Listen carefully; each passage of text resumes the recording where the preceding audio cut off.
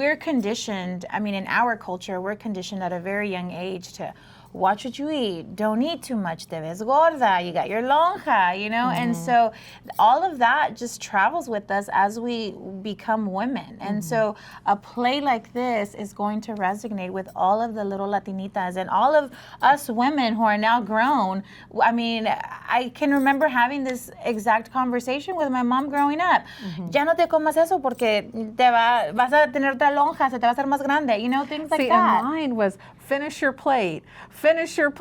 And I got this thing about always having to finish my plate. And then when it starts to show.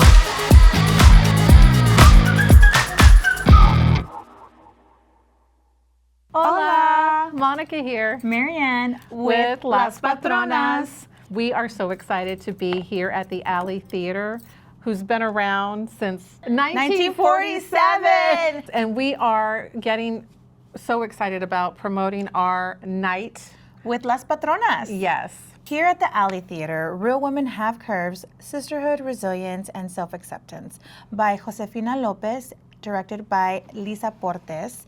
Our night, Las Patronas, February 12th. Join us. It's a vivacious comedy which inspired the hit film. It follows 5 Latina women navigating the pressures of body image, immigration, and cultural expectations. As they work to meet an impossible deadline, the women reveal their hopes and struggles. Experience the beauty of embracing who you are. And don't forget, February 12th, Las Patrona night. So excited. Okay, we're going to do a deep dive, Marianne. Let's do it. Yeah, these questions are designed to spark conversation about the themes of the story, which are sisterhood, body image, and the immigrant daughter experience. So without giving away the plot, what we talk about in Real Women Have Curves, why do you think that it's still very rare to see this type of play on a main stage?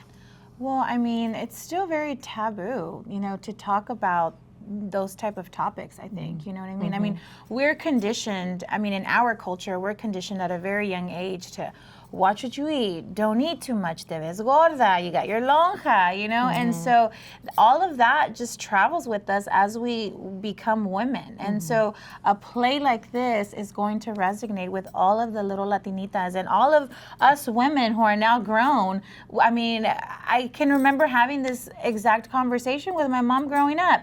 Ya no te comas eso porque vas a tener otra lonja, se te va a hacer más grande, you know, things like that. And mine was finish your plate. And I got this thing about always having to finish my plate. And then when it starts to show, it's like you get punished, you know? So it's, you know, to me, it's like a double-edged sword. It is a double-edged sword because let me just tell you that, yeah, no te comas ese taco porque te vas a poner gorda. ¿Por qué no estás comiendo? Tienes que comer. Aliméntate. Well, which one is it? Yeah. Do I eat? Do I not eat? Do I eat? Do I not eat? Like, what is it? What do we do? Yeah. But I'm so excited that this play is, you know, on a main stage and that we've got, there's going to be a night that students can come and see it, which is so important because, like we always say, representation matters. So, you know, I just hope they continue, that this, you know, sparks something, and then the next amazing play with a female cast, you know, comes through. So let's go to the next one. So the next question, Moni, it says, how does seeing your specific cultural family dynamics, the good, the bad, the loud, help other women feel less alone in their leadership journey? You know, all I can say to that is, you know, in growing up, you know, it is very chaotic, or at least my family was. You know, I am Mexican American. My parents were born in the Valley, and I grew up in the 70s, or I was born in the 70s, and my parents didn't teach us Spanish because it was frowned upon. So I didn't get that opportunity, which was, to me, I look at it as a handicap. I hate that I don't know it fully, but I love hanging out with you and Angelica because they're teaching me. They're teaching me, and I can, joking. I can understand it. But I did see my mom. You know, she was a leader, and you know, with all the trials and tribulations that you see her going through as a woman, in front of you, some of that does then wash down on the daughters. And it's just about breaking those generational curses and loving yourself, because like as it comes down, they were dealing with the same thing, and then then it comes down to your family, and I'm sure I did the same to my daughter, and you try not to, and one thing, I'm still learning to love myself, and so I try and do that for not only my daughter but my son as well. We only get this life once. Oh so, my God, yes. So you want to try and do it, but we're all living it for the first time, so. We don't have instruction manuals, that's for sure. We don't, but I don't know if I got off the question a little bit, but I learned so much from her and from my tias and my abuelitas, to be a strong woman. And they didn't like, as you grow, like there's things I don't like my modern daughter, things that she's doing, because I'm just not used to them. Like I'm not, and it was the same for my mother. It was new to her, things that I was wanting to go out and do and travel and, see the world. And so, I think it's just a learning curve, but we try and stay true to yourself, be who you are, and just be the best version of you that you can be. Yeah. Question. Next question, please. The play is set in a garment factory where women are working toward a deadline. How does the hustle culture they face in the 80s mirror the pressure we feel today as Latina leaders? Are you kidding me right now? You were a baby in the 1980s. Well, I was born in the 80s, but if we're trying to relate how that hustle mentality back in the 80s that they were kind of living through, how that relates to right now, well, it's very relevant, because I literally was just telling you how I'm yawning all over the place because I'm tired, but that's because I don't know how to stop. I don't know how to stop. It's, it's like you're an overachiever. You want to conquer the world. You want to do all of these beautiful things. And then it doesn't help that you're surrounded by amazing people that have the like-minded, that mindset, that also want to do that. And it's like you have a conversation with someone and they're like, well, I want to do X, Y, Z. So do I. Let's join forces. And there goes another project. Yeah. And so you're constantly on the go. And it's like before you know your grandmother was the one that got you started. Yeah. And giving back. Giving back. My grandmother always said, if you have the opportunity to make someone smile, do it, because you don't know what they're going through, which I typically live my life like that. If you can make someone smile, do it. But my grandma always, she always took in every neighborhood kid, even, the at-risk youth, right? Or the opportunity youth, which we call, the term is kind of changed a little bit. She would take them in, no questions asked, and she would find or give them something productive to do. And, several of them to this day still, contact my dad, who's on hospice, and, they live all over the country now, but they remember my grandmother, and they remember how she was that positive force that they needed, that just, there was no judgment. There was no, there was no, you're cutting up and you're no good. Like none of that. It was like, we love you anyways. Let's, like lifting them up. Yeah, we love you anyways. Let's figure something out for you. What do you like to do? You like sports? Okay, well, let's, she would let them play football in the backyard. You know, it was just, she always found something for them to do. Yeah. And so that was very inspiring for me. And she was, one of the reasons that motivated me to start my own nonprofit, Raíces Unidas. But, I had my grandmother, but I will say that I didn't grow up, I didn't realize that until I was older in life. I was already an adult. I was already a mother. I was already married when I realized, that my grandmother really was my inspiration to create my nonprofit, which is still grassroots and a baby. It's only 6 years old. But growing up, I saw my mother, who was undocumented, who worked in a factory, and she came here at 15 by herself, nobody, no family whatsoever. And I remember growing up seeing her come home tired from working, whether it's a shift, double shift in the factory, but also when they would have immigration raids. she would come home and, you know, she would be crying, you know, talking and telling us, my dad, you know, stories of, you know, they took so-and-so and, you know, so-and-so had to hide in one of the barrels where because it was a tortilla factory, where they had like the flour and stuff. Like I would hear stuff like that, or I would remember my mom, you know, because at that time, you know, I'd get off of school like at 3 or whatever. I was home by 3:30, but my mom wouldn't get home till like later. And there was times where my mom would come home early from work. And, you know, I would hear her, you know, talking to one of my tías over the phone. No, pues es que llegó Immigración. And they had to cut early, you know, or she had to come home early. I remember hearing all of those stories growing up and just, you know, helping my mom study for her citizenship test, you know, helping her learn the sentences, memorize the sentences, learn how to write them.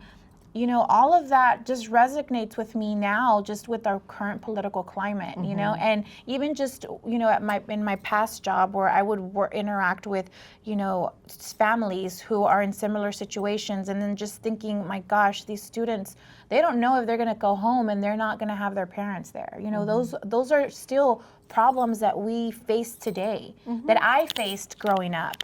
It's not pretty, and and I think that's why you work so hard. You know, you hustle in your nonprofit, in your daily life. Yeah. We're conditioned that way. It's nonstop. Yeah, and I think it's because we know how appreciative we are of this life, and how hard our families work. Validating their struggles. Be where we are. Yeah. Validating their struggles. Absolutely. For sure. I love it.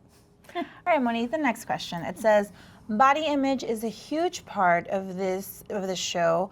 Why do you think it's so important for us as patronas to talk openly about self-appearance or self-acceptance and redefining beauty standards?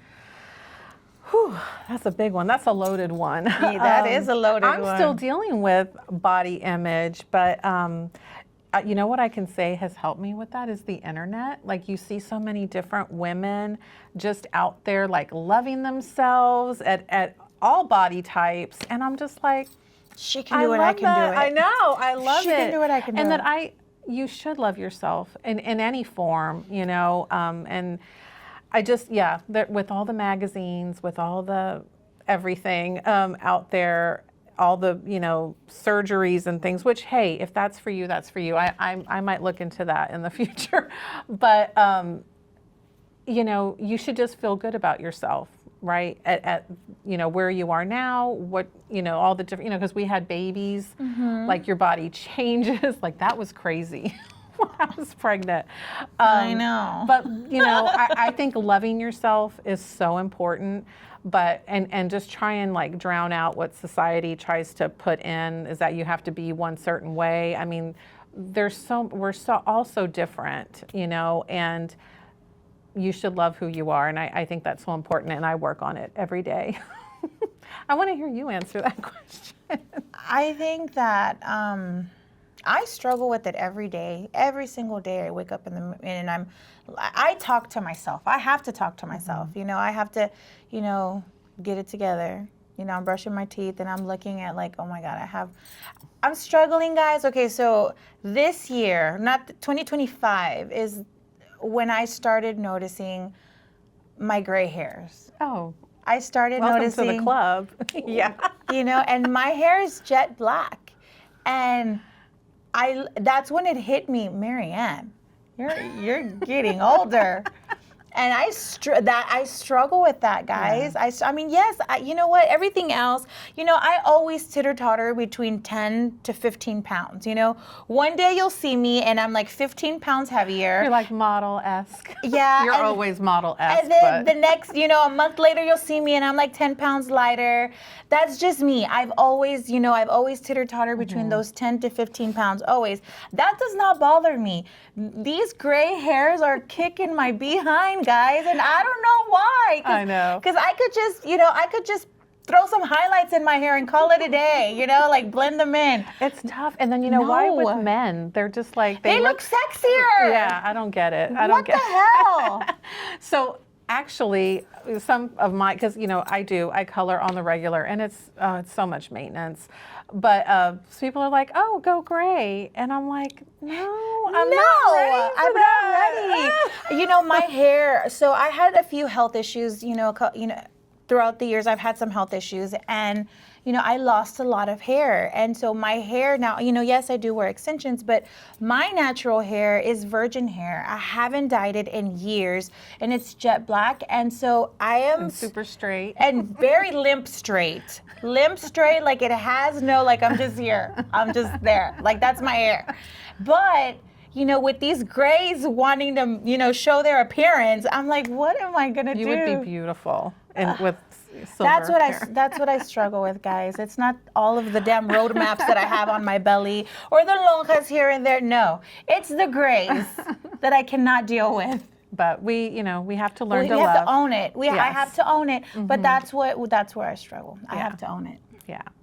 So, I think that's all of the questions. We're going to do like some tours around and see what the alley has to offer. We're so excited and about we're so February grateful. 12th. Yes, and we're so grateful to the alley, our partners, for just allowing us and opening up their doors to host a Las Patronas night on such an iconic film that is now going to be on the stage and open to the public and to our audience. So thank you so much to the Alley Theater, to Elena for just coordinating all of this, and we're super excited. Yeah. Oh, one more thing. So Project Prom, one of the reasons all of this came about was because Alley Theater, who partners up with Raíces Unidas for the last 4 years for our holiday experience, wanted to join forces for Project Prom because, the idea of real women have curves, dresses, factory body image.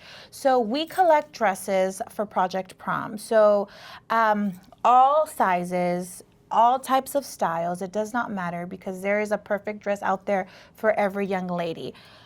Financial situation should not matter. This is an iconic moment in a young lady's shoes and history. accessories. So yeah, it's not only dresses, it's shoes, accessories, glam. It's also slacks, coats for our young men as well. But yeah, we're going to do a prom dress drive or a prom attire drive here at the Alley Theater. So if you have any gently used dresses or slacks, accessories, shoes that you would like to donate, please contact the Alley Theater or contact us inbox us, and we can give you directions on where to drop off any donation. Or you can reach out on our website. We are raicesunidas.org. But the best way would be to get tickets to the show for February 12th. So use promo code Las Patronas. Yes. Las Patronas. See? And yeah, so February 12th, and we are going to have a VIP reception, so you could bring the dresses and any of the accessories, shoes, and Marianne can she'll We get can those from coordinate you. that. Yes, We yeah. can coordinate it. It'll be here in the VIP section. So we're super excited about that. We're super excited about you joining us for this amazing night. It's going to be, and then there's going to be a post show with the iconic also Dr. Laura Murillo. So she is an amazing, amazing author, leader, community leader. So pre-show with Las Patronas, post-show with Laura Murillo, Dr. Laura Murillo. So hopefully you can join us. It's going to be an eventful night out in the town with Las Patronas and Dr. Murillo. Yeah. So we'll see you there.